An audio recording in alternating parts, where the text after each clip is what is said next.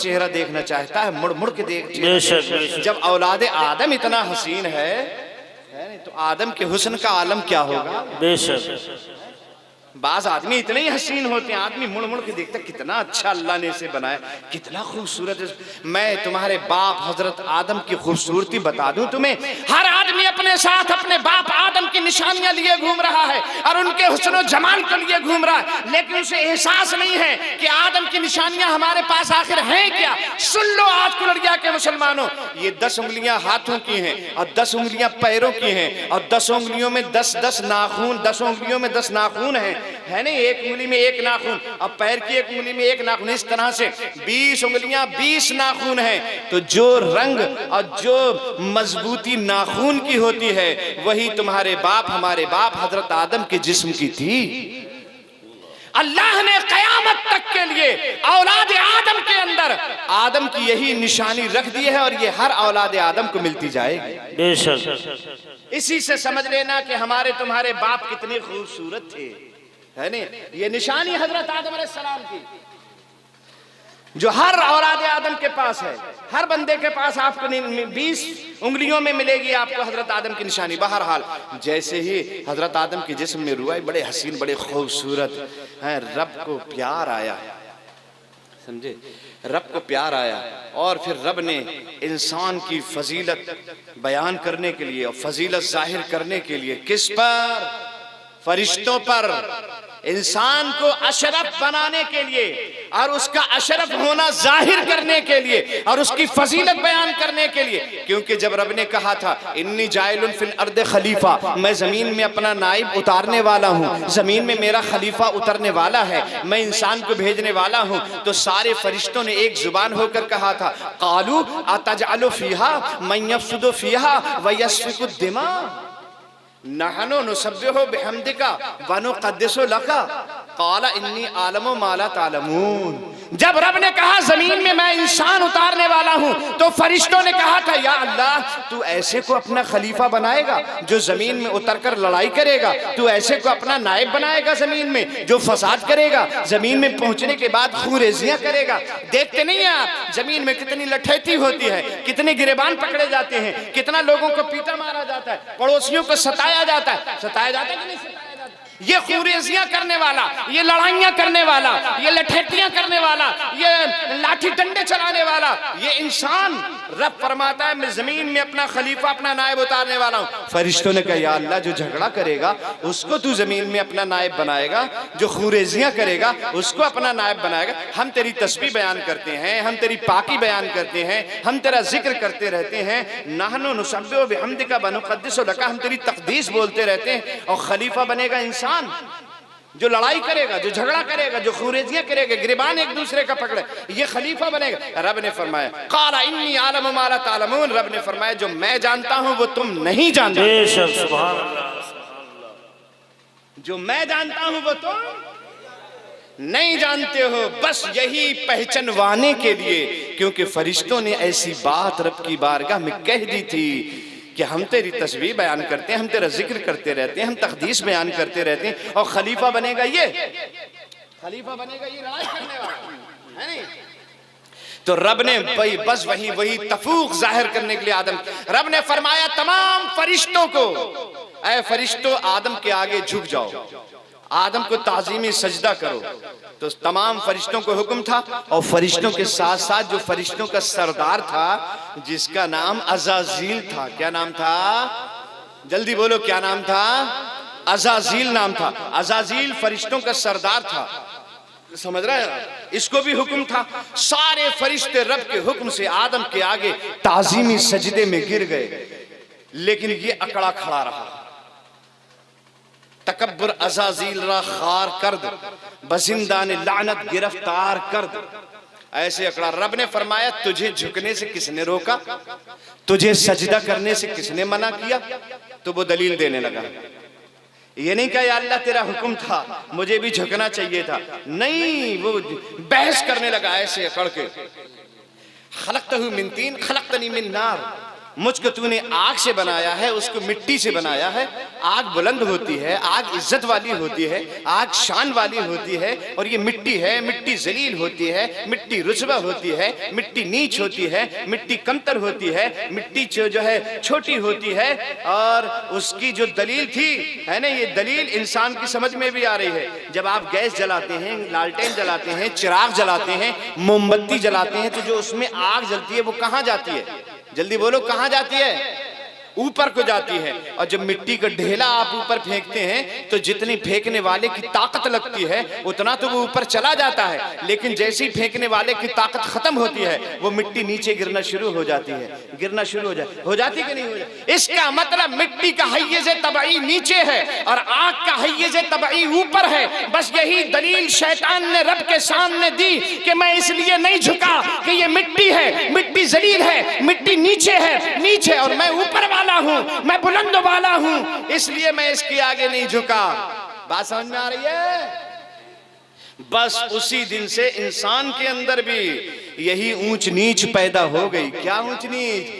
मैं मालदार हूं, ये गरीब है, मैं पैसे वाला हूं, ये कल्लाच है, मेरे पास अच्छा आलीशान मकान है, इसके पास झोपड़ी है, मेरे पास सेहत है, ये कमजोर है, मैं खूबसूरत हूं, ये काला कलोटा है, मैं तगड़ा फरवा हूं और इसकी हड्डियां दिख रही हैं, मेरे पास 4 लड़के हैं, इसके पास एक भी लड़का नहीं है, मेरे पास 4 लड़के हैं, इसके पास 8 लड़कियां हैं, मैं बुलंदो वाला हूं, मेरे पास इतनी जमीन है, मैं जो है जमीन वाला हूं, जायदाद वाला हूं। ये जो पैदा हुआ है ये उसी दिन से पैदा हुआ है जिस दिन शैतान ने रब की बारगाह में गुरूर और तकब्बुर किया था। इसका मतलब ये हुआ, अगर कोई आदमी अपनी दौलत पे तकब्बुर करता है, अपने माल पे फख्र करता है, अपनी औलाद पे गुरूर करता है, अपने हुस्न जमाल पे गुरूर करता है, अपनी बिरादरी के बड़े होने पे गुरूर करता है, तो ये इंसानी काम नहीं है बल्कि शैतानी। जल्दी बोलो, शैतानी काम है, क्योंकि शैतान ने सबसे पहले ये किया था। बात समझ में आ रही है भाइयों? जी, अगर आ रही समझ में तो हाथ उठा के कह दीजिए सुभान अल्लाह। नारे तकबीर, सब हाथ उठा के बोले जोर से, नारे तकबीर, नारे रिसालत, जश्न ईद मिलादुन नबी, हुजूर दरिया शामिया, मसलके आला हजरत फैजाने औलिया इकराम, नारे तकबीर, सुभान अल्लाह, सुभान अल्लाह। बात समझ में आ गई होगी कुलड़िया के मुसलमानों। अब अगर कोई अपने लड़कों की कसरत पर गुरूर करे, अपनी जायदाद पर गुरूर करे, अपने खेतों खलियान पर गुरूर करे, अपने अच्छे मकान पर गुरूर करे, अपनी सेहत पर गुरूर करे, अपनी खूबसूरती पर गुरूर करे, तो समझ लेना ये इंसानी काम नहीं है बल्कि शैतानी काम है, क्योंकि सबसे पहले शैतान ने ही गुरूर किया था। बात समझ में आ रही है? कहने लगा इसको तूने मिट्टी से बनाया है, मुझको तूने आग से बनाया है। आग ऊंची होती है, मिट्टी नीच होती है, और ऊंचा नीच के आगे कैसे झुकेगा? कैसे झुकेगा? रब ने लानत का तौक उठाया, अज़ाज़ील के गर्दन में डाल दिया। कुरान कहता है अबा अबा बस्तकबरा वकाना मिनल काफिरीन। शैतान ने इनकार कर दिया और उसने सजदा नहीं किया, तो अल्लाह ने लानत में गिरफ्तार कर दिया, वो काफिरों में से हो गया। बात समझ में आ गई भाइयों? वो काफिरों में से हो गया।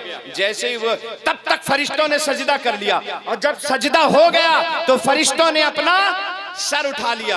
कहां से उठाया? जल्दी बोलो ना यार, कहां से उठाया? फरिश्तों ने अपना सर सजदे से उठा लिया। जब सजदे से सर उठाया, देखा तो उस्ताद जी की गर्दन में लानत का तौक पड़ा हुआ था। उस्ताद जी को देखकर घबरा गए फरिश्ते, फिर से सजदे में चले गए। घबरा करके, सारे लोग बोलो, घबरा करके फिर से सजदे में चले गए। जैसे ही फरिश्ते घबरा कर दोबारा सजदे में गए, बस उसी दिन से बंदा जब भी नमाज पढ़ेगा हर रकत में 2 सजदे होंगे। ये हर रकत में 2 सजदे करना फरिश्तों की सुन्नत है। अब शैतान को रब ने फरमाया निकल जा मेरी बारगाह से, निकल जा मेरी बारगाह से, इसलिए कि तू रजीम है, तू धुतकारा हुआ है, निकल जा मेरी बारगाह से। अब शैतान निकला, क्योंकि रब ने निकाला था। जाता कहां? निकलने लगा। और जब निकलने लगा तो कहने लगा मैंने 60,000 साल तक इबादत की है। कितने? 60,000 बरस तक मैंने इबादत की है, मुझे कुछ तो मिल जाए, थोड़ा ही सा मिल जाए, मुझे कुछ तो मिल जाए। तू तो मालिक है, मुख्तार है, मैं तो तेरी कुदरत का इकरार करता था, मैं तो तुझे सब कुछ मानता था, लेकिन बस एक आदम के बदले में मेरा ये मामला हो गया, अब मेरी ये जिल्लत व ख्वारी और मेरी ये रुसवाई हो गई। 60,000 बरस तक मैंने सजदे किए हैं, जमीन का कोई हिस्सा ऐसा नहीं बाकी रहा जहां मैंने सजदा ना किया हो। या अल्लाह कुछ तो मिलना चाहिए। रब ने फरमाया अच्छा ठीक है, जो मांगना चाहता है मांग ले, जो मांगना चाहता है, जल्दी बोलो, जो मांगना चाहता है। इसका मतलब अगर बंदा सजदा कर ले रब की बारगाह में और अपने रब से कुछ मांग ले तो अल्लाह ताला उस सजदा करने वाले को टालता नहीं है। बेशक, सुभान अल्लाह। मांग क्या मांगता है? तो शैतान ने कहा मुझको आखिरी दिन तक की जिंदगी दे दे। कब तक की? आखिरी दिन तक की, मुझे आखिरी दिन तक की जिंदगी दे दे। बस क्या रब ने फरमाया जा तुझे दे दी। कहा मुझे इतनी ताकत दे दे कि मैं जमीन के जिस हिस्से में चाहूं और जहां चाहूं लम्हा भर में वहां पहुंच जाऊं और एक ही वक्त में कई कई जगह पहुंच जाऊं, मुझे ये ताकत भी दे दे। रब ने फरमाया दे दिया। फिर रब से अर्ज कहने लगा कि मुझको ये ताकत भी दे दे, जिस तरह मैं जमीन के ऊपर चलूं फिरूं उसी तरह जमीन के नीचे भी चलूं फिरूं। का तुझे ये भी दे दी ताकत। कहा कि मैं इंसान के जिस्म में ऐसे गर्दिश करूं जैसे इंसान का खून उसके जिस्म में गर्दिश करता है। का तुझे ये भी दे दिया।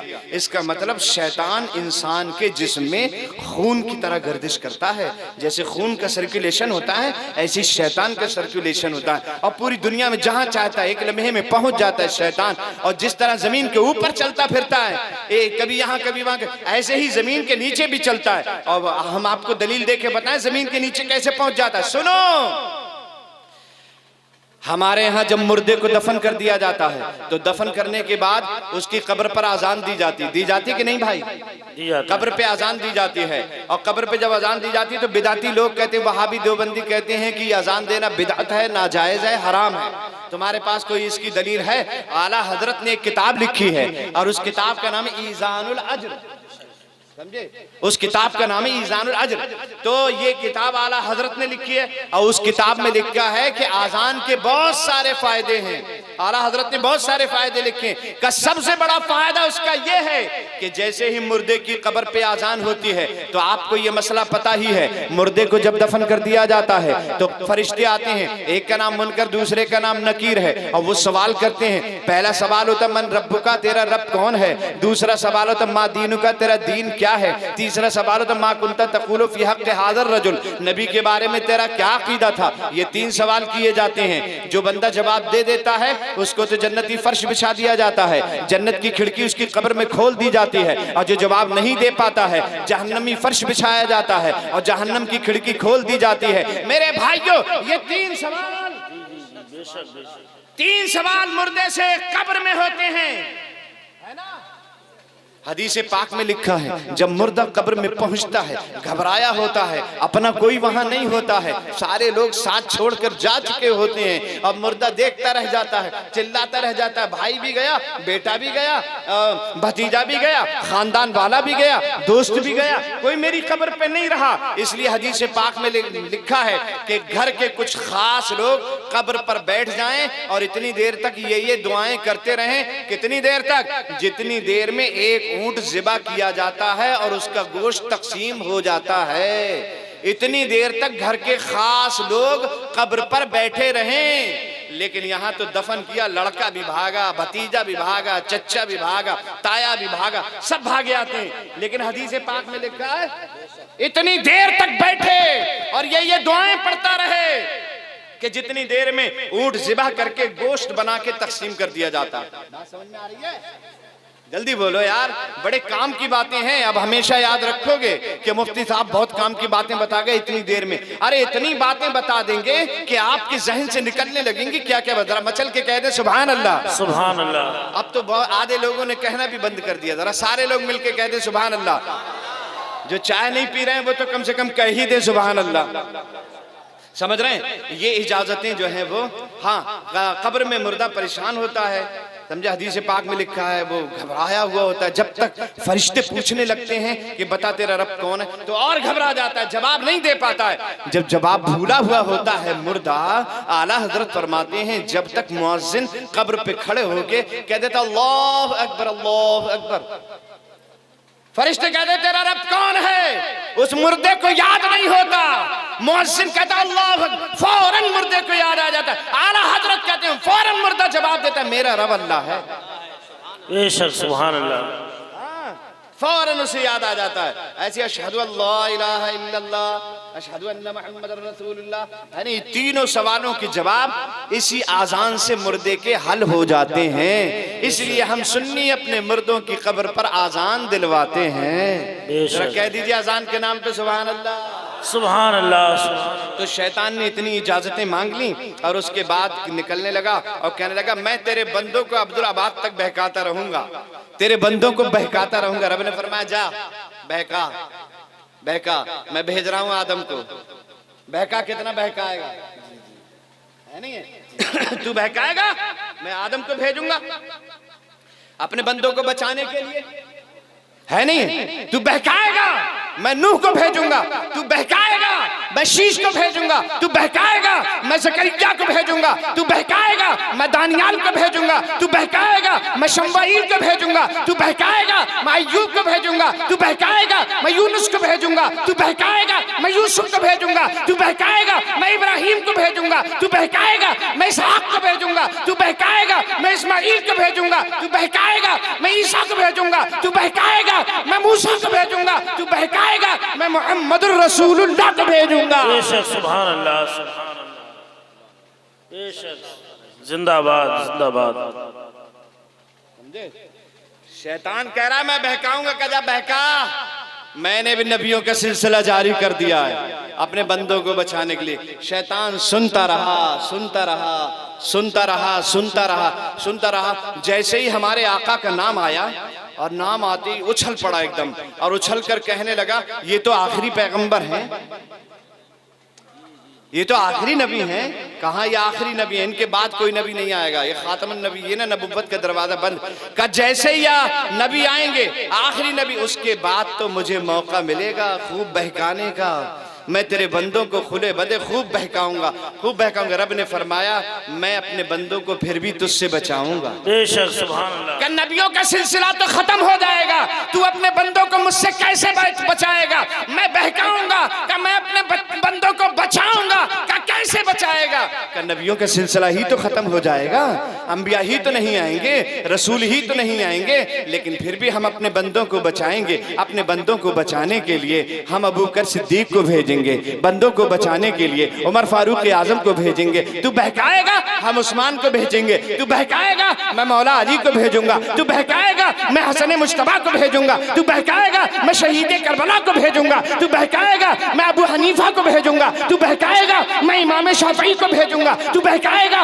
मैं इमाम मालिक को भेजूंगा। तू बहकाएगा, मैं हजरत हम्बल को भेजूंगा। तू बहकाएगा, मैं अब्दुल कादिर को भेजूंगा। तू बहकाएगा, मैं अजमेर के ख्वाजा को भेजूंगा। तू बहकाएगा, मैं कलियर के साबिर को भेजूंगा। तू बहकाएगा, मैं बरेली के अहमद रजा को भेजूंगा। तू बहकाएगा, मैं पीलीभीत के शादी को भेजूंगा। तू बहकाएगा, मैं ताजुश शरिया को भेजूंगा।